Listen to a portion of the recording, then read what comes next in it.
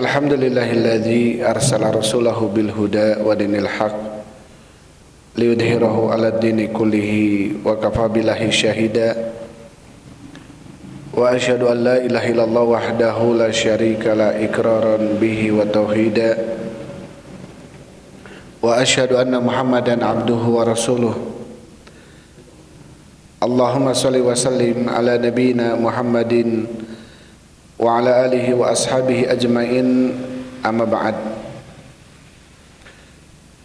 Ikhwani fillah hafizakumullah, hadirin kaum muslimin yang sama-sama mengharapkan ridha Allah Subhanahu wa taala. Walhamdulillah, segala puji bagi Allah Subhanahu wa taala yang telah memberikan kepada kita kesempatan untuk melaksanakan sebagian daripada ketaatan kita kepada Allah Subhanahu wa taala, yaitu salat maghrib berjamaah dilanjut dengan talabul ilm. Mudah-mudahan langkah yang kita langkahkan ke majelis ilmu ini menjadi penyebab dimudahkannya langkah kita menuju surga Allah Subhanahu wa taala. Dan juga mudah-mudahan kemudahan yang Allah berikan kepada kita sehingga kita bisa memperdalami ilmu agama ini menjadi penyebab atau bentuk bahwasanya Allah Subhanahu wa taala menginginkan kita menjadi hambanya yang lebih baik, karena Rasulullah sallallahu alaihi wasallam bersabda, man yuridillahu bihi khairan yufaqihu fid din. Barang siapa yang Allah kehendaki baginya kebaikan, maka Allah akan fahamkan dia di dalam agamanya. Jadi tentunya dengan memperdalami ilmu agama ini mudah-mudahan salah satu sebab, ya, kalau ternyata Allah Subhanahu wa taala menginginkan kita menjadi hambanya yang lebih baik. Hadirin wal hadirat rahimani wa rahimakumullah, ikhwani fillah hafizakumullah. Insyaallah kita lanjutkan pembahasan kita dalam kitab Fadlul Islam karya Syekh Muhammad bin Abdul Wahhab rahimahullahu taala. Dan sekarang kita masuk ke dalam bab yang baru, ya. Insyaallah kita masuk ke bab yang baru, babu majaa annal bid'ata asyaddu minal kabair.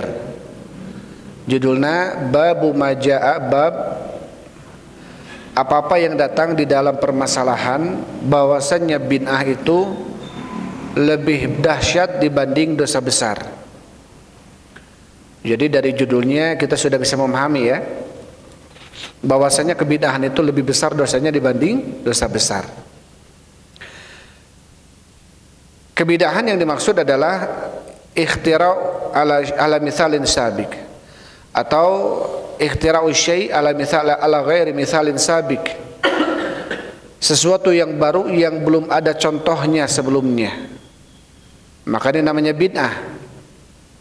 Atau bid'ah secara bahasa, bid'ah adalah sesuatu yang baru yang belum ada contohnya, itu bid'ah. Ini secara bahasa. Taib. Adapun secara istilah, apa itu bid'ah secara syariat? Jadi bid'ah itu adalah ihdatsu syai'i fid din laisa lahu aslun min kitabillah wala min sunnati Rasulillah ka ihdatsin ibadati laisa laha aslun. Adapun secara syariat, pengertian bid'ah adalah mengada-ngada sesuatu di dalam agama yang tidak ada contohnya sama sekali dari Quran, dan juga tidak ada contohnya sama sekali dari hadis. Kaihdatsi ibadatin laisa laha aslun, seperti mengada-ngada sebuah peribadatan yang sama sekali tidak ada contohnya. Kenapa? Li'annal ibadah tauqifiyah, karena ibadah itu tauqifiyah.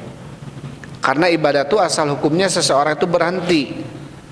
Kapan dia bergerak, kapan dia beramal, beribadah, sampai ada dalil.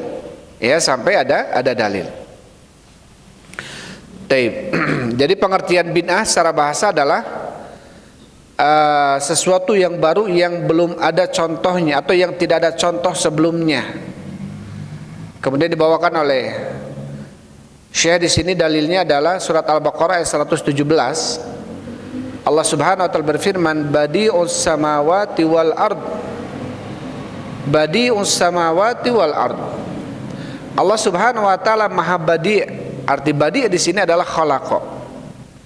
Artinya khalaqas samawati wal ard. Artinya adalah Allah Subhanahu wa taala menciptakan langit dan bumi.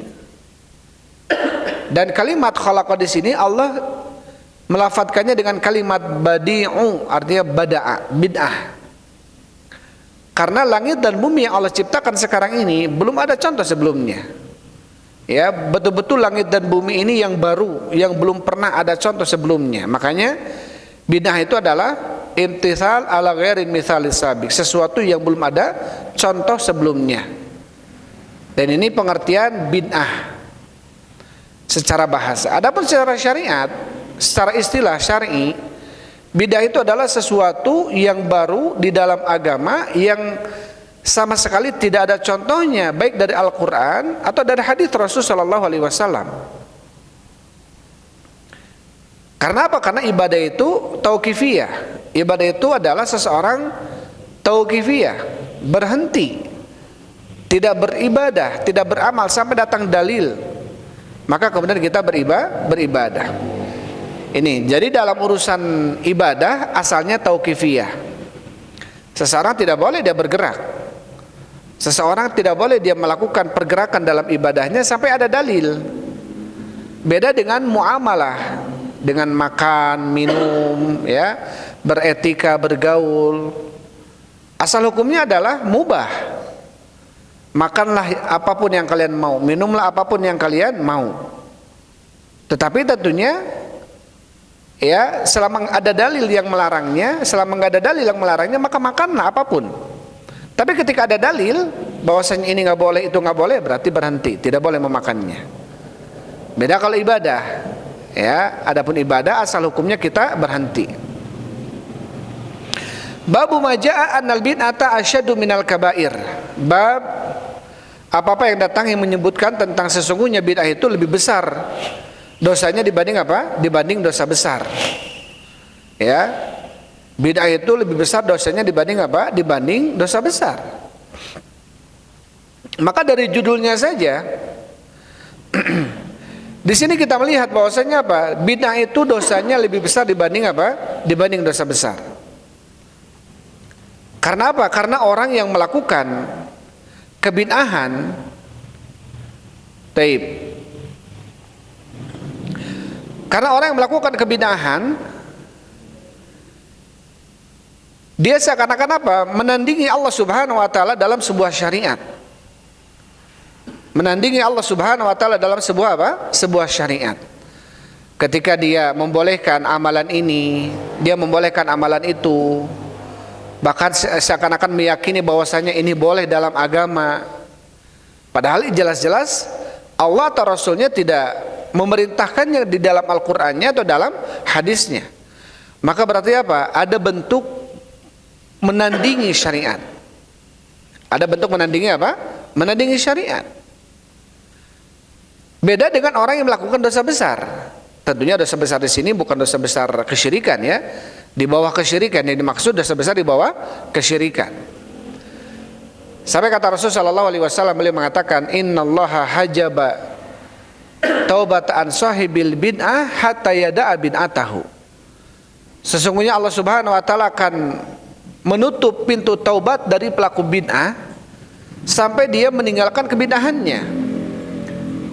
Kenapa? Karena orang yang melakukan kebid'ahan selama belum ada taufik dari Allah Subhanahu wa taala, dia meyakini itu adalah sebuah kebenaran. Dia meyakini itu adalah sebuah kebenaran yang harus dipertahankan olehnya. Maka Rasulullah SAW mengatakan Allah menutup pintu taubat dari pelaku bid'ah. Jadi nu bid'ah mah naon bahasa Sundana mah moal tobat-tobat. Karena dia meyakini ini kebenaran menurut dia. Padahal itu adalah sebuah kesalahan. Sehingga kenapa kemudian dosanya lebih besar dibanding dosa besar, dibanding berzina, dibanding mabuk, ya, dibanding mencuri. Kenapa dosanya lebih besar? Karena orang yang melakukan dosa besar, berzina, mabuk, mencuri, dia yakin apa yang dilakukan itu adalah salah. Dia yakin apa yang dilakukan adalah sebuah kesalahan, sebuah dosa. Tetapi hawa nafsu yang mendorong dia untuk melakukan itu. Maka tentunya di sini Syekh melihat bahwasannya bid'ah itu lebih besar dosanya dibanding dosa besar. Maksud dosa besar di sini adalah selain kesyirikan. Kemudian setelah membawakan bab, kemudian Syekh membawakan ayat. Di sini ada beberapa ayat ya yang berkenaan dengan bab yang dibawakan oleh Syekh, dan juga ada beberapa hadis. Ayat yang pertama yang dibawakan oleh Syekh rahimahullahu taala, beliau membawakan dalil surat An-Nisa ayat 48. A'udzu billahi minasyaitonir rajim. Innallaha la yaghfiru an yushraka bihi wa yaghfiru ma duna dzalika liman yasha.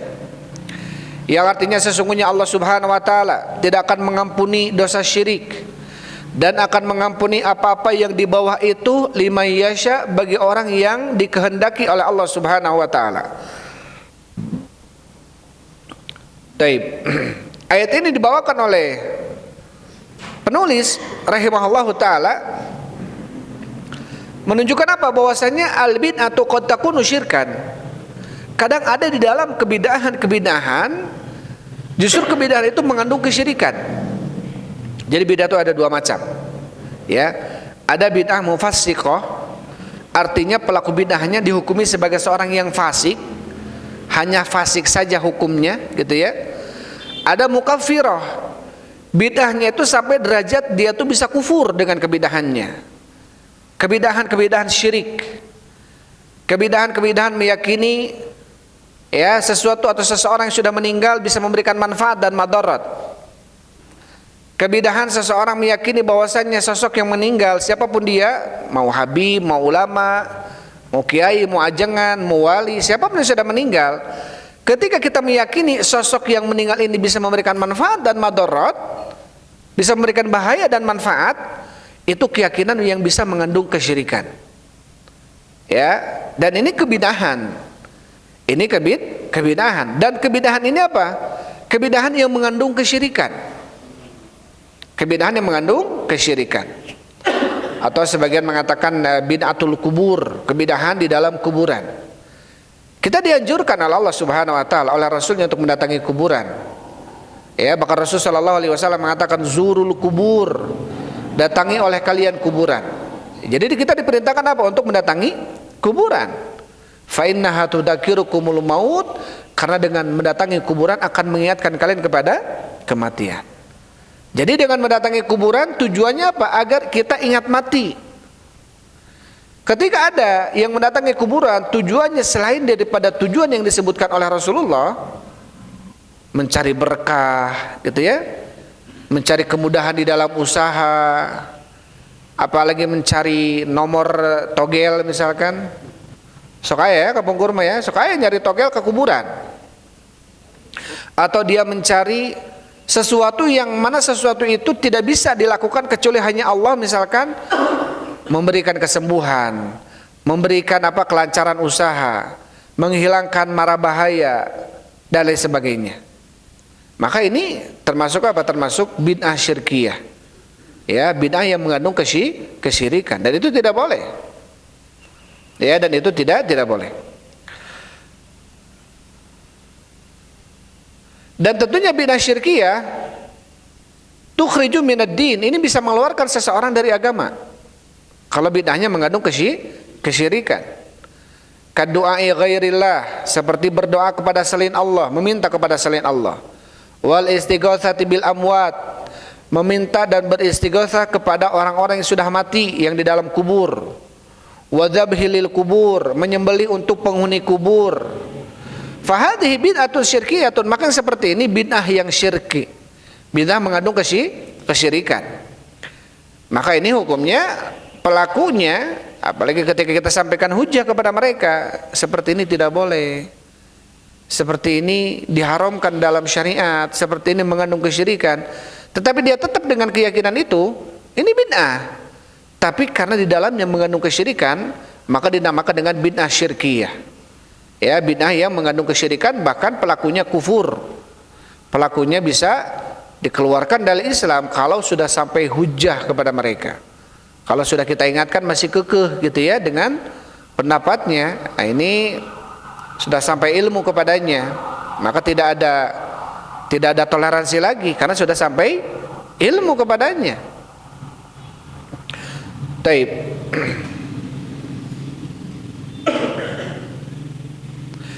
Adapun bidah-bidah yang mufassiqah, ya, bidah-bidah yang sifatnya fasik adalah sesuatu yang jelas-jelas Rasul tidak melakukannya, para sahabat tidak mencontohkannya, kemudian kita melakukan. Yang di dalam amalan yang kita lakukan juga tidak ada unsur maslahat atau masalihul mursalah, maslahat kemaslahatan yang tidak diturunkan atau tidak datang kepadanya dalil. Seperti apa? Mengumpulkan Al-Quran. Ya, Al-Quran dulu zaman Rasul tidak ada Al-Quran. Ya, zaman Rasul SAW tidak ada Al-Quran. Sebagian ulama melihat ini masalihul mursalah, kemaslahatan yang memang harus dilakukan. Karena kalau tidak, itu akan, ini awalnya apa? Salah satu daripada terkumpulnya Al-Quran memang awalnya dari Abu Bakar As-Siddiq. Karena melihat banyak hufadul Quran, kemudian apa? Mereka meninggal. Khawatir kalau kemudian Quran ini tercecer. Karena para hufadnya, para orang-orang yang menghafalnya sudah banyak meninggal. Kemudian Quran ketika itu masih ada di pelepah kurma, di tembok-tembok, di kulit-kulit dan lain sebagainya.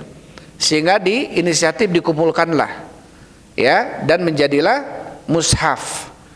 Ya, Quran yang tadinya lembaran menjadi mushaf. Ini tidak ada pada zaman Rasul sallallahu alaihi wasallam, ya. Maka kemudian apa? Maka kemudian dikumpulkan atas dasar masoleh, maslahat yang harus, karena kalau tidak maka bisa bahaya, ya, bisa tercecer Al-Quran. Maka kalau itu kondisinya, sepakat sahabat ketika itu bolehnya apa? Bolehnya mengumpulkan Al-Quran karena masalahnya besar. Maka ini bukan bid'ah. Maka ini bukan bid'ah. Jadi begini, intinya seperti ini ya. Kalau Syekh Utsaimin rahimahullahu taala mengatakan bisa dikatakan kebid'ahan ketika sebuah amalan yang amalan itu ada tuntutannya, ada anjurannya, amalan itu dianjurkan. Kemudian penopang untuk melakukan amalan itu ada pada zaman Nabi, tetapi oleh Nabi tidak dilakukan. Walaupun ini tentunya kebid'ahan yang fasik ini berbeda-beda ya hukumnya. Ada yang mungkin hukumnya bisa bid'ah fasiknya berat, dosanya, ada yang ringan tapi tetap dia bid'ah gitu ya. Sampai Syekh Utsaimin rahimahullahu taala beliau mengatakan dalam usul fikihnya tentang apa? Tentang tasbih, biji tasbih. Zikir dianjurkan enggak zaman Rasulullah? Dianjurkan. Zaman Rasul dianjurkan zikir. Dari dulu zikir dianjurkan. Rasul mengatakan bahwasanya apa? Sabihu kulla duburi salat, tasbihlah setelah selesai salat 33 kali. Kemudian subhanallah, kemudian alhamdulillah gitu ya. Dianjurkan oleh Rasulullah. Pada zaman Rasul ada enggak biji-bijian? Ada zaman Rasul. Tali ada enggak untuk mengikat biji-bijian? Ada pada zaman Rasul. Tapi apakah dilakukan itu oleh Rasulullah? Tidak dilakukan oleh Rasulullah. Jadi ketika amalan itu ada anjurannya dan tuntutan untuk amalan itu pun ada zaman Rasulullah, tetapi tidak dilakukan oleh Rasul, ini bisa masuk ke dalam kategori bid'ah. Walaupun bid'ahnya enggak bid'ah yang sampai apa dosanya besar, tidak. Hanya saja itu amalan tidak dilakukan oleh Rasulullah. Bahkan Rasul menganjurkan ketika seseorang berzikir apa? Dengan asabi, dengan jari, gitu ya. Dan ini sesungguhnya apa? Bisa kita terapkan dalam amalan-amalan yang lainnya. Tapi pelaku bid'ah itu akan dicontoh oleh orang lain. Pelaku bid'ah itu akan dicontoh oleh manusia. Wah, ini nih hebat nih. ajengan ini misalkan, ajengan itu misalkan, dzikir nage sampai 10.000 misalkan, ya, sholat nage sampai sekian, sampai dia cukup ngimplang sholat terus di Mekah, ya, ada seperti itu. Ketika ditanya sholatnya di mana, namanya atos di Mekah sholatnya, terus adzan ya. Taib, kita jeda dulu aja ya, atau lanjut sebentar. Jadi yang kedua adalah bahwasanya pelaku maksiat itu tidak ada seorang yang mencontoh, bahkan tidak ada seorang pun yang menganggap itu baik. Maka orang manusia akhirnya apa? Menganggap ini kejelekan, bahkan mencelanya. Sehingga apa? Sehingga orang-orang akan menjauhinya. Beda dengan pelaku bid'ah, orang akan mencontohnya. Apalagi kalau bid'ah ini dilakukan oleh syekh ini misalkan, bid'ah ini dilakukan oleh ustadz ini, oleh wali ini, orang akan kemudian, wah, maknya wali ini bid'ah, maknya wali ini salah, ya.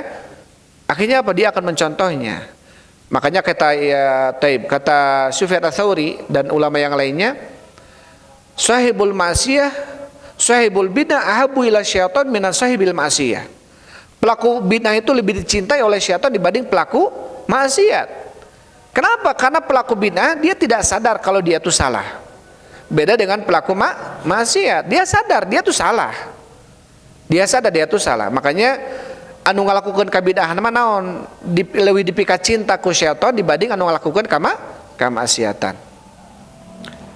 Baik, kita jeda dulu ya, kita adzan, salat, kemudian kita lanjut sampai pembahasan ini. Ayat surat Al-An'am 144. Baik, wallahu a'lam bishawab. Alhamdulillah wassalatu wassalamu ala Rasulillah.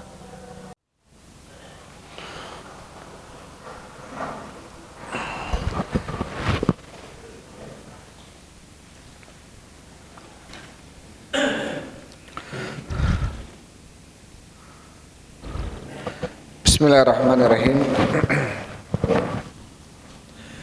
Alhamdulillah wassalatu wassalamu ala Rasulillah wa ala alihi wa ashabihi wa man walah, amma ba'd.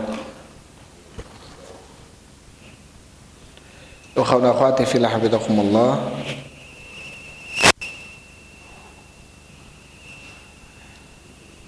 Insyaallah kita lanjutkan. Tadi sampai ke ayat Wa man adlamu mimman iftara 'ala Allahi kadiba liyudillan nasa bighairi ilm. Ayat surat Al-An'am 144 ya. Ayat ini Allah Subhanahu wa taala menjelaskan, dan siapa yang lebih zalim dibanding orang yang mengada-ngada atas Allah Subhanahu wa taala sebuah kedustaan untuk menyesatkan manusia tanpa ilmu. Artinya menyesatkan manusia, membuat manusia melakukan kebid'ahan, ya, sebuah syariat yang tidak diturunkan oleh Allah dan tidak dicontohkan oleh Rasulullah Sallallahu Alaihi Wasallam. Sekarang kita masuk ke ayat setelahnya, dibawakan ayat yang ketiga oleh Syekh rahimahullah tentang bahwasannya bid'ah itu lebih besar dosanya dibanding dosa besar. Ayat yang ketiga dalam surat An-Nahl ayat 25 ya. Surat An-Nahl ayat 25. Allah Subhanahu wa taala berfirman, A'udzu billahi minasyaitonir rajim, liyahmilu auzarahum kamilatan yaumal qiyamah. Agar mereka memikul dosa-dosa mereka yang sempurna nanti di hari kiamat. Wa min auzaril ladzina yudhillunahum bighairi ilm. Dan memikul dosa orang-orang yang mereka sesatkan tanpa ilmu. Ala sa'a ma yazirun, ketahuilah jelek sekali apa yang mereka pikul. Taib. Jadi ayat ini Allah menjelaskan bahwasanya orang-orang yang melakukan kebid'ahan dan dia mengajak manusia untuk melakukan kebid'ahan, maka orang yang melakukan kebid'ahan ini dia akan memikul dosanya di hari kiamat. Juga dia akan memikul dosa orang yang mengikutinya, ya, dan juga dia akan memikul dosa orang-orang yang disesatkannya. Taib. Disebutkan oleh Syekh Shalih Fauzan, wa kadzalikal mubtadi'u yatahammalu wizrahu wa wizra man iktada bihi yaumal qiyamah. Begitu pula orang ahlul bidah, dia akan menanggung dosa dia dan dosa orang yang mengikutinya nanti di hari kiamat. Kenapa? Li'annahu qudwatan yaqtadi bihin nas. Karena dia sebagai qudwah, Dia sebagai panutan, yang mana manusia menjadikan dia panutan, mencontoh dia. Yadhunnuna annahu 'alal haq wa anna fi'lahu amalun thayyib. Mereka menyangka bahwasanya panutannya ini di atas kebenaran dan amalannya adalah amalan yang baik, khususan idza kana yad'u ilal bid'ati wa yuhassinuha. Terlebih khusus lagi adalah ketika dia mengajak kepada kebid'ahan. Jadi ada mubtadi ahlul bid'ah yad'u ila bid'atihi, ada orang yang melakukan kebid'ahan, dia ngajak orang untuk melakukan kebid'ahan sama dengan dia. Ada orang yang dia melakukan kebid'ahan tapi dia nggak ngajak-ngajak. Tapi karena dia sebagai seorang yang tokoh, otomatis orang akan mengikutinya. Otomatis orang akan mengikutinya. Walaupun dia nggak ngajak orang, karena dia seorang tokoh, dia akan diikuti nanti. Ya, maka walaupun dia nggak ngajak orang, tapi ternyata bid'ahnya diikuti orang-orang lain karena dia sebagai tokoh, tetap dia akan apa? Akan mendapatkan dosa orang yang mencontohnya, akan mendapatkan dosa orang yang mengikutinya, itu ya. Fa innahu yatahammalu wizrahu wa wizra man iktada bihi wattaba'ah.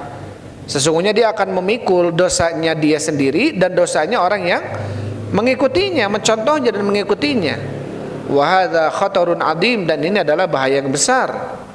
Ya, wa huwa khatarul bid'ah wal muhdatsat, yaitu bahaya kebid'ahan dan perkara-perkara baru di dalam agama. Taib, kemudian Syekh mengatakan wa kamin bid'atin intasyarat fin nasi wa tawarathuha jailan ba'da jail. Berapa banyak kebid'ahan yang menyebar di antara manusia, bahkan saling mewarisi di antara mereka, turun temurun bidah ini. Ya, turun temurun bidah itu. Dan biasanya kebid'ahan itu muncul tidak terjadi pada zaman sahabat, ya. Tidak terjadi pada zaman sahabat. Itu mungkin terjadi pada zaman akhir-akhir tabi'in atau tabi'ut tabi'in. Adapun sahabat tabi'in itu jelas dapat pujian dari Rasul sallallahu alaihi wasallam. Generasi terbaik umat ini, khairul qurun qarni, sebaik-baik generasi adalah generasiku. Generasi yang di dalamnya ada sahabat. Tsummal ladzina yalunahum, generasi tabi'in. Tsummal ladzina yalunahum, kemudian generasi tabi'ut tabi'in. Walaupun awal munculnya seperti bid'ah khawarij, ya, muncul pada zaman sahabat, tapi tidak tersebar. Bid'ah Syiah, gitu ya, bid'ah Murji'ah, bid'ah Mu'tazilah, bid'ah Qadariyah, ini muncul pada zaman tabi'in, tetapi tidak terlalu menyebar karena pengikut-pengikutnya kurang. Tetapi setelah tabi'ut tabi'in, maka kemudian menyebarlah kebid'ahan-kebid'ahan. Sampai disebutkan oleh Syekh, tawarathuha jailan ba'da jail. Mereka mewariskan kebid'ahan ini dari generasi ke generasi yang lainnya. Taib. Fayakunu alaihi nasibun min athami kulli man ittaba'ah. Maka tentunya bagi pelaku kebid'ahan pertama, dia akan mendapatkan dosa dari orang-orang yang mengikutinya sampai hari kiamat nanti. Dia awal yang melakukan bid'ah, bid'ah itu dia lakukan, diikuti oleh generasi tahun setelahnya, tahun berikutnya, sampai anak cucu dan cicitnya, terus aja dia ngikutin contoh itu, bid'ah itu. Maka si pertama melakukan kebid'ahan, dia akan menanggung dosanya. Ya, dia akan menanggung dosanya. Fahadha fihi tahdzir minal bid'ah. Maka di dalam konteks ini ada bahaya, ada larangan, ancaman keras tentang kebid'ahan. Jadi kebid'ahan itu adalah dosanya lebih besar dibanding dosa besar. Karena terus begitu akan diikuti oleh orang. Beda dengan kemaksiatan, beda dengan mabuk misalkan, ya. Orang juga akan melihat ini adalah kejelekan. Orang akan mengetahui ini adalah amalan kemaksiatan. Ya, sehingga orang akan menjauhinya. Maksudnya orang-orang yang diberikan taufik hidayah oleh Allah. Taib. Itu 3 ayat yang dibawakan dalam bab ini, ya. Kemudian setelah membawakan ayat, Syekh rahimahullah ta'ala membawakan hadis wa fi sahih, dan di dalam sahih, maksudnya adalah sahih Bukhari dan Muslim, annahu sallallahu alaihi wasallam qala, bahwasanya Rasul sallallahu alaihi wasallam bersabda, fil khawarij, tentang orang-orang khawarij, Ainama laqitumuhum faqtuluhum. Dimanapun kalian bertemu dengan mereka, maka perangilah mereka, maka bunuhlah mereka. Ini Rasulullah berkata tentang siapa? Khawarij. Kata Syekh Fauzan, wa minal bid'ah al mustaqbahati, termasuk kebidahan yang jelek, yang qabih, yaitu apa? Bid'atul khawarij, kebidahan khawarij. Dan apa itu khawarij? Khawarij humul ladzina yakhrujuna ala ulati umuril muslimin. Khawarij adalah orang-orang yang keluar dari pemerintah, pemimpin-pemimpin muslim. Nah, ini perlu untuk kita perhatikan. Fayakhla'una sama wa ta'ata, maka mereka melepaskan asam wa ta'ah. Ada pemimpin orang mah zalim, pemimpin orang mah bengis, pemimpin orang mah diktator, maksiat dan lain sebagainya. Sehingga kita tidak perlu lagi mendengar dan taat. Taib. Sehingga apa? Melepaskan ketaatan. Wa yakhrujuna alaihim bisayf, bahkan mereka keluar dari ketaatan tersebut dan memerangi mereka dengan pedang. Akhirnya apa? Menggulingkan misalkan, ya. Melakukan apa? Melakukan apa? Makar dengan menggulingkan pemerintahan yang sah, yang jelas-jelas muslim walaupun zalim, yang jelas muslim walaupun korupsinya banyak, yang jelas-jelas muslim walaupun enggak adil, ya, yang jelas-jelas muslim walaupun kadang-kadang mikirin keluarganya saja misalkan, tetap selama masih muslim. Rasulullah SAW dalam hadis Hudzaifah Ibnu Yaman yang diriwayatkan oleh Imam Muslim, sayakunu fikum umara qulubuhum qulubus syayatin, akan ada di antara kalian pemimpin-pemimpin hati-hati mereka itu seperti hati syaitan, fi juzmanil insi, tetapi berbadan manusia. Jadi Rasul menjelaskan nanti akan ada di antara kalian para pemimpin yang hatinya hati syaitan tapi badannya manusia. Bisa dibayangkan ya, hatinya syaitan badannya manusia. Jadi kurang kumaha bengisna lah. Ya syaitan. Syaitan teh anu bager merenya, syaitan mah mun teu jahat, teu zalim, teu naon, intinya kejahatan ada pada syaitan semua. Iblis. Jadi digambarkan oleh Rasul sallallahu alaihi wasallam, ya nanti akan ada di antara kalian pemimpin-pemimpin hatinya hati syaitan. Ya, hati syaitan penuh dengan kejelekan, tapi badannya manusia. Jadi menunjukkan berbagai macam kezaliman, kesalahan ada pada pemimpin ini gitu. Mau dia nggak adil, mau dia zalim, mau dia pokoknya kejahatan banyak dalam pemimpin ini. Tetapi apa kata Rasulullah SAW ketika Hudzaifah mengatakan afalun nabidhum inda dzalika ya Rasulullah, bolehkah kami melepaskan ketaatan kami dan kami angkat pedang kami? Maksudnya ketika bertemu dengan pemimpin seperti itu kami gulingkan saja? Lah, kata Rasul, jangan. Ma'aqama fikumus shalah, selama mereka masih menegakkan salat. Dalam riwayat lainnya, hatta tarau kufran bawahan, sampai kalian melihat kekufuran yang jelas. Artinya kalau jelas-jelas pemimpin kita ini kafir semuanya, kafir jelas semuanya, tidak ada sedikit pun muslim di antara mereka, ya, atau mereka sama sekali tidak melakukan salat yang menyebabkan mereka kufur gitu ya. Tapi kalau masih sholat, masih kemudian berselisih para ulama, kata ulama ini kufur, tapi kata ini enggak kufur, dia belum kafir misalkan, berarti apa? Masih ada perselisihan. Sedangkan Rasul mengatakan hatta tarau, sampai kalian melihat, artinya ijma, sepakat kalian bahwasanya ini kafir. Kalau kata ini kafir, kata ini enggak, ini belum kafir, berarti manusia belum sepakat, kaum muslimin. Taib.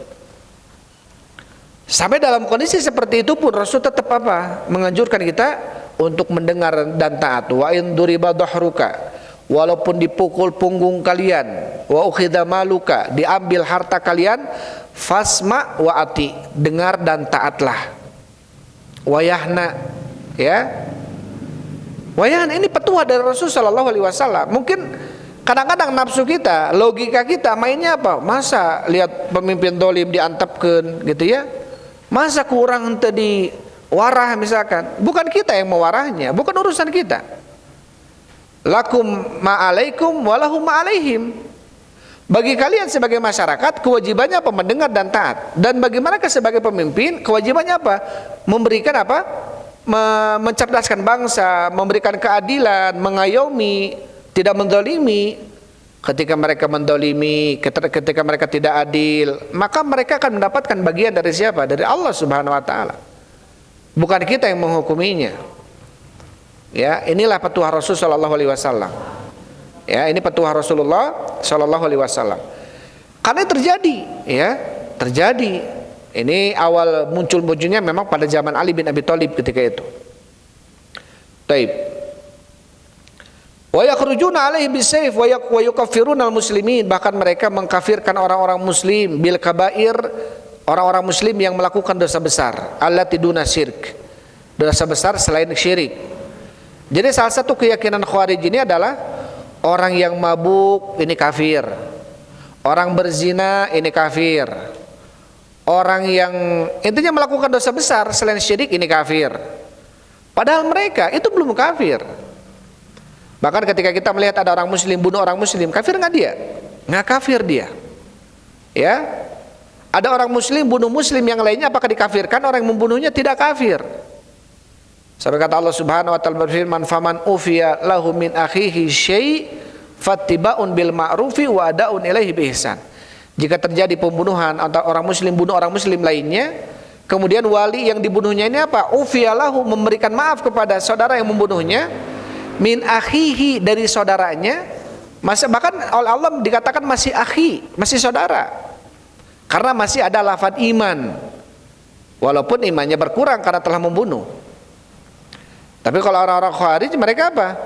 Keyakinan mereka pelaku dosa besar ini adalah kafir, sehingga boleh ditumpahkan darahnya, sehingga boleh ditumpahkan apa?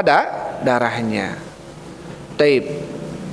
Jadi kalau kemudian kita berpikiran setiap pemimpin yang zalim, setiap pemimpin yang curang, setiap pemimpin yang nggak adil, setiap pemimpin yang banyak kejahatannya terus boleh kita tumpahkan, kita gulingkan, itu nggak akan ada satu pemimpin pun yang bisa menetap dan memimpin.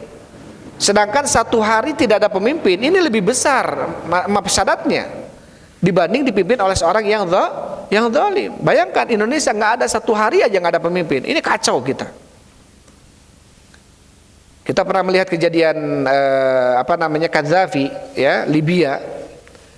Yang Libya ini telah disampaikan kepada para masyayikh ketika itu, Syekh bin Baz, Syekh Utsaimin, banyak masyayikh kemudian memfatwakan bahwasanya Qaddafi ini bisa dihukumi kufur.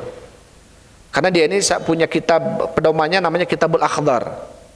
Kitab Akhdar ini lebih mulia dibanding Al-Qur'an di sisi Qaddafi dan orang-orang Libya ketika itu. Jadi pedoman lah gitu ya. Sampai banyak sekali kejahatan dilakukan oleh Qaddafi. Sampai kemudian para ulama mengatakan kufur Qaddafi. Tetapi kalian tidak boleh menumpahkan darah Qaddafi, menggulingkan Qaddafi. Terjadilah apa yang terjadi karena sebagian fatwa ulama yang membolehkan, akhirnya keluarlah, ya, mendemo, bahkan terjadi peperangan dan terjadilah apa yang terjadi, meninggallah Qaddafi. Itu sesaat sebelum terjadinya pemimpin, itu kacau di sana di Libya itu. Saya punya banyak teman dari Libya, orang yang dulu kuliah di Yaman bareng. Itu mengabarkan beberapa bulan kami tidak ada pemimpin karena perebutan pemimpin ketika itu. Itu kacaunya, dahsyat di sana. Muncul pemimpin ini nggak disetujui, digulingkan, dibunuh lagi, muncul lagi yang baru. Seperti itu. Ya, sampai sekarang kondisinya belum aman. Seperti Mesir sampai sekarang belum aman. Seperti Yaman ketika digulingkan Ali Abdullah Salehnya, sampai sekarang belum aman. Maka wajar kemudian dalam tulisan-tulisan zaman Pak Harto ada gambar Pak Harto kemudian mengatakan tulisannya itu, enak zamanku toh, gitu ya. Jadi setiap kali ada penggulingan sebuah pemerintahan, itu tidak kemudian menjadikan pemerintahan setelahnya lebih baik, tidak. Masa transisinya sangat lama untuk memulihkan negara itu. Dan itu nanti apa? Nanti kerugiannya bagi muslimin yang lainnya yang tidak tahu apa-apa. Sampai sekarang apa coba? Di mana? Di Suriah. Itu Suriah ketika siapa itu pemimpinnya tuh? Bashar Assad gitu ya. Bashar Assad juga dia ini Syiahnya Syiah Fatimiyah, atau sebagian mengatakan Syiah Rafidhah. Bashar Assad ini punya Quran namanya Quran Fatimiyah namanya. Sampai sebagian mengkufurkan Bashar Assad. Tapi tetap ulama mengatakan, menfatwakan tidak boleh kita keluar. Yang pertama kita belum mampu, nggak mampu gitulah. Tapi qadarullah, semangat pemuda ketika itu di sana akhirnya disuntik lagi oleh ulama-ulama yang membolehkannya. Akhirnya apa, terjadilah saurah, penggulingan ketika itu. Dan terjadi apa yang terjadi kita lihat sekarang. Ya, bahkan orang-orang yang muslimnya yang tidak tahu apa-apa, bahkan sekarang sholat pun kesusahan, dalam kondisi kelaparan. Pokoknya banyak sekali tentunya madaratnya. Taib. Maka di sini kenapa kemudian Rasulullah SAW mengatakan as-sam'u wa ta'ah, tetap dengar dan taat, wa in duriba dhahruka, walaupun dipukul punggung kalian, diambil harta kalian, sabar we. Ya, serahkeun we ke Allah. Karena Allah yang akan menghukuminya, bukan kita. Tapi kalau kita menghukuminya, masyarakat yang menghukuminya, kekuatan mereka lebih kuat. Ya, kita belum saja terjadi seperti di Jazair, zamannya Fis 98 itu. Itu ketika kaum muslimin masya Allah di mana-mana demo, akhirnya sama siapa presidennya ketika itu kan dibantai semua itu kaum muslimin di sana. Kekuatan pemerintah kuat. Intinya apa? Kita nggak bisa seperti itu. Ya, kita kalau ikuti petuhannya Rasulullah, nasihatnya Rasulullah tentang apa? Sampai kata Anas bin Malik ketika terjadinya zaman siapa, Hajjaj bin Yusuf Ats-Tsaqafi, ya, dari Daulah Abbasiyah yang menjadi gubernur di Irak ketika itu. Kezaliman, kalau kita lihat kezaliman Hajjaj bin Yusuf Ats-Tsaqafi, ya, sebagian kemudian memberontak Ali bin Abi Thalib, keluar dari kepemimpinan Ali bin Abi Thalib. Taib. Kemudian ada yang mengatakan kepada Ali bin Abi Thalib, ya Ali, kurang lebih bahasanya, ya Ali, kenapa kok pada zamanmu ini kekacauan terjadi di mana-mana, masyarakat banyak yang demo, masyarakat banyak yang mengeluh dan lain sebagainya tentang kepemimpinan gitu. Beda ketika pada zaman Abu Bakar, pada zaman Umar, pada zaman Utsman, masyarakat adem gitu ya, damai. Apa kemudian kata Ali bin Abi Thalib? Karena pada zaman Umar dan Abu Bakar dan Umar itu masyarakatnya saya, orang-orang seperti saya. Adapun pada zaman saya yang memimpin, masyarakatnya seperti kalian. Kemudian membawakan ayat surat Al-An'am itu apa? Wa kadzalika nuwalli ba'dadh-dhalimina ba'dhan bima kanu yaksibun. Begitulah kami akan jadikan bagi sebagian mereka wali dari sebagian mereka. Artinya pemimpin itu cerminan dari masyarakatnya. Pemimpin itu cerminan dari masyarakatnya. Kita mendapatkan pemimpin seperti ini wayahna we gitu. Dan masyarakatnya jika gitu. Perasaan orang mah soleh, Ustaz, perasaan saya mah soleh. Soleh itu sabaraha urang, saurang dua orang. Kan keumuman Indonesia berapa juta kita manusia. Kita yang ngaji mungkin beberapa orang, mungkin 1% lagi henteu misalkan ya. Dari 200 sekian juta, 1%-nya berapa? 2 juta sekian misalkan yang baiknya 1%. Kebanyakan manusia kan nggak baik berarti. Maka tentunya apa? Apa yang perlu kita lakukan? Yang perlu kita lakukan sabar. Ya, yang perlu kita lakukan berdakwah, menjadikan manusia berilmu.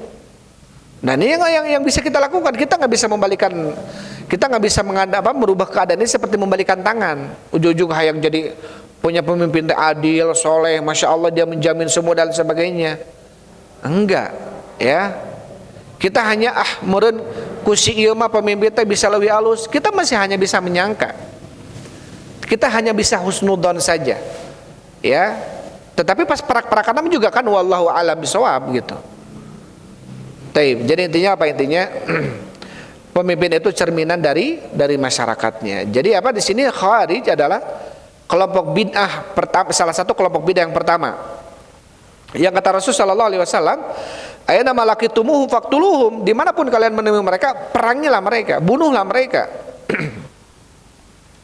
Sampai-sampai apa?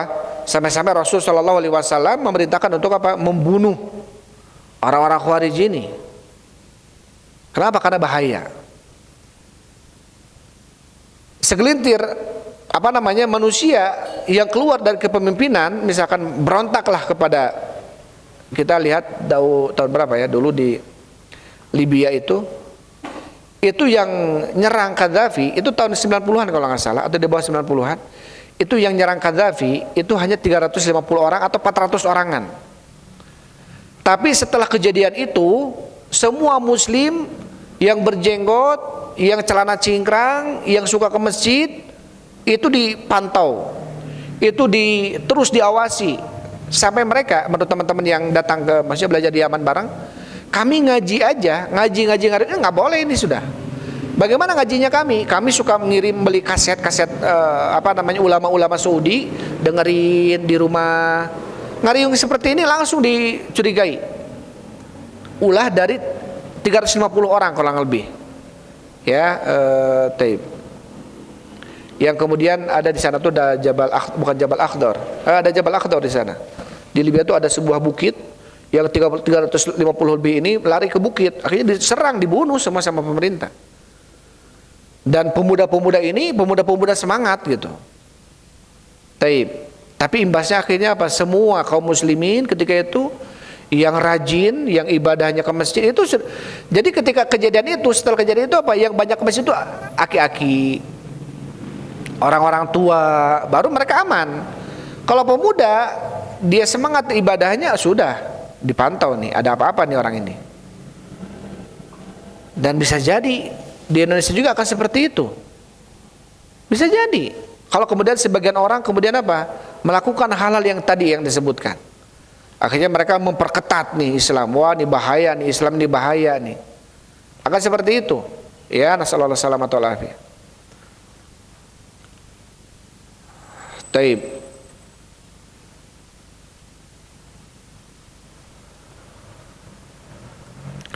Kemudian setelahnya Syekh rahimahullahu taala membawakan hadis setelahnya, setelah hadis Khawarij tadi.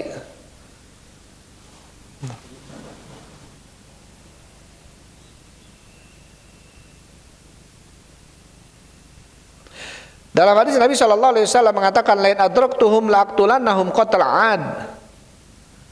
Apabila aku menemui mereka, kata Rasulullah, saya akan bunuh mereka sebagaimana membunuhnya kaum 'Ad. Ya, jadi ini menunjukkan bahwasanya orang-orang Khawarij ini diperintahkan oleh Nabi SAW untuk diberikan ukubah kepada mereka, ukubah yang jelek seperti ukubahnya kaum 'Ad. Ya, karena apa? Karena kejelekan mereka.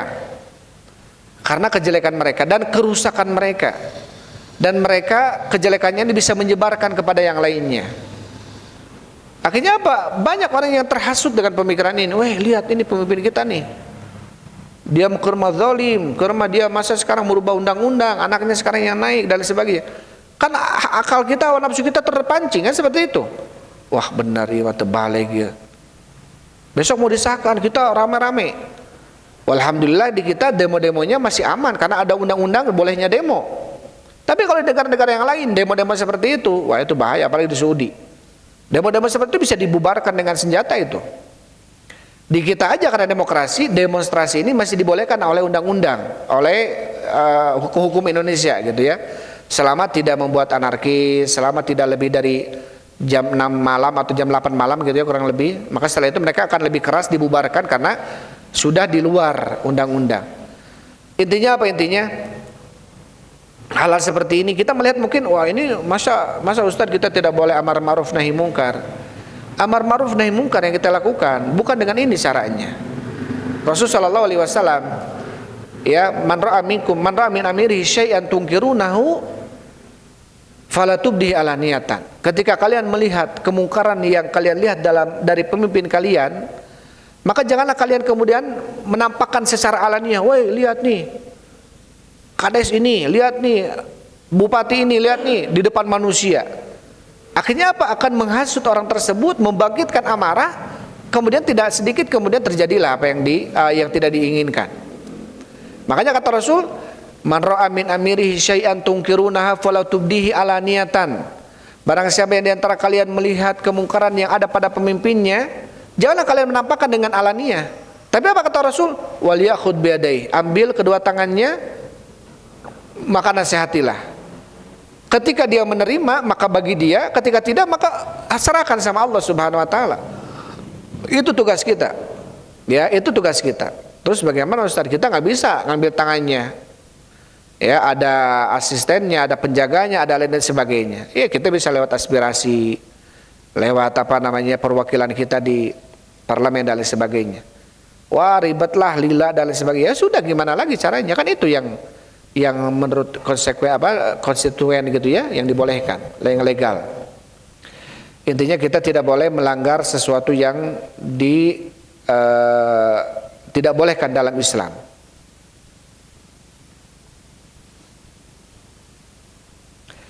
Taib, ini kalau kita membahas tentang Khawarij, ini banyak sekali ya. Sampai Rasul mewanti-wanti tentang bahayanya Khawarij. Haula'i taib asyaru khalqan tahta adamis sama. Mereka ini adalah sejelek-jelek makhluk yang ada di kolong langit, kata Rasulullah. Ini kepada siapa? Kepada orang Khawarij. Mereka ini adalah sejelek-jelek manusia yang ada di kolong langit, maksudnya di bawah langit atau di bumi gitu. Kenapa? Karena itu tadi ya, kejelekannya menyebar. Maka termasuk mazhab Ahlussunnah wal Jamaah ya, dari kalangan sahabat, tabi'in dan tabi'ut tabi'in, maka termasuk mazhab mereka adalah senantiasa mendengar dan taat kepada pemimpin walaupun zalim. Tetapi tentunya mendengar dan taat di dalam ketaatan. Kalau mereka memerintahkan kita maksiat, tidak boleh kita taati. Kalau mereka memerintahkan maksiat, kita tidak boleh kita taati. Ya, karena Rasul mengatakan la ta'atal makhluk fi ma'siyatil khaliq. Tidak boleh melakukan ketaatan kepada makhluk untuk bermaksiat kepada sang pencipta, itu tidak boleh.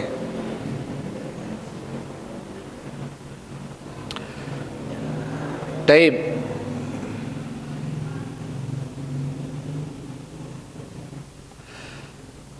Itu saja mungkin ya yang bisa disampaikan untuk malam ini. Jadi kita terhenti sampai ke hadis laqtulannahum qatla'ad. Kalau saya menemui mereka, kata Rasulullah, saya akan perangi mereka, saya akan bunuh mereka sebagaimana pembunuhan terhadap kaum Ad. Sebagai apa? Bentuk iqab ya, hukuman karena kejelekannya menyebar. Jadi itu saja dulu yang bisa saya sampaikan untuk malam ini. Wallahu a'lam bishawab. Apa ada yang mau disampaikan sebelum ditutup? Afwan Ustaz, ini tentang pelaku bid'ah yang kafarah tadi, ketika mereka meninggal, kita boleh menilai. Taib. Ketika mereka meninggal, apakah boleh seseorang menyolatkannya? Kalau jelas-jelas dia kondisinya begini, ada seseorang melakukan amalan kufur, amalan syirik, yang ternyata dia awam terhadap itu, tentang itu dia sama sekali nggak tahu nih ilmunya, nggak ada seorang pun yang mengabarkan itu syirik, misalkan di pelosok-pelosok gitu ya, berarti dia bisa jadi dia melakukan kesyirikan dalam kondisi dia jahil tentang itu, bijahalatin. Sampai kata Allah Subhanahu wa taala berfirman, wa ma kunna mu'adzibina hatta nab'atsa rasula. Kami tidak akan mengadab manusia sampai kami ngutus dulu rasul ke mereka, memberikan ilmu dulu gitu ya. Begitu pula dengan kebidahan. Ya, begitulah dengan kebidahan. Jadi kebidahan yang mukaffirah, kalau sudah sampai hujah kepada mereka ini adalah bid'ah yang kufur, bahkan syirik di dalamnya, dia sudah sampai ilmu kepadanya, tetap dia tidak menggubrisnya, bahkan terus menerus dalam kondisi itu, boleh kita tidak menyolatkannya. Ya, boleh kita tidak menyolatkannya. Jangan itu ya, jangankan amalan yang seperti itu. Amalan seseorang yang meninggal ketika dia meninggalkan hutang saja, Rasul tidak mau menyolatkan. Bukan berarti yang lainnya, oh berarti anu aya hutang tong disolatkeun, inu kaparinjol kieu kumaha tong disolatkeun berarti mun maraot. Bukan seperti itu, tetap salatkan. Tetapi Rasul tidak mau menyolatkan sebagai bentuk apa? Bentuk takzir, bentuk pelajaran dan juga adab gitu loh. Maksudnya jangan bermudah-mudah dalam berhutang gitu. Sampai kemudian ada sahabat Qatadah mengatakan, saya ya Rasul SAW, saya akan menjaminnya hutangnya ini.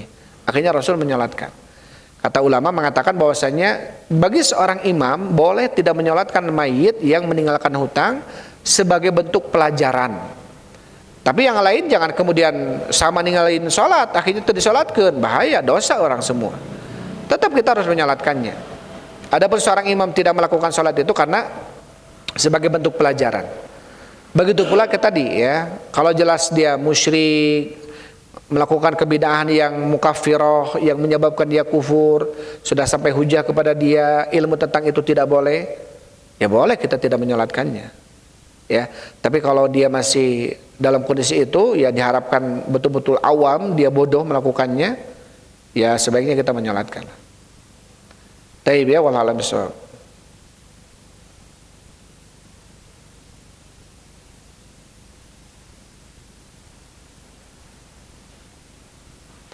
Aya deui nu bade didugikeun?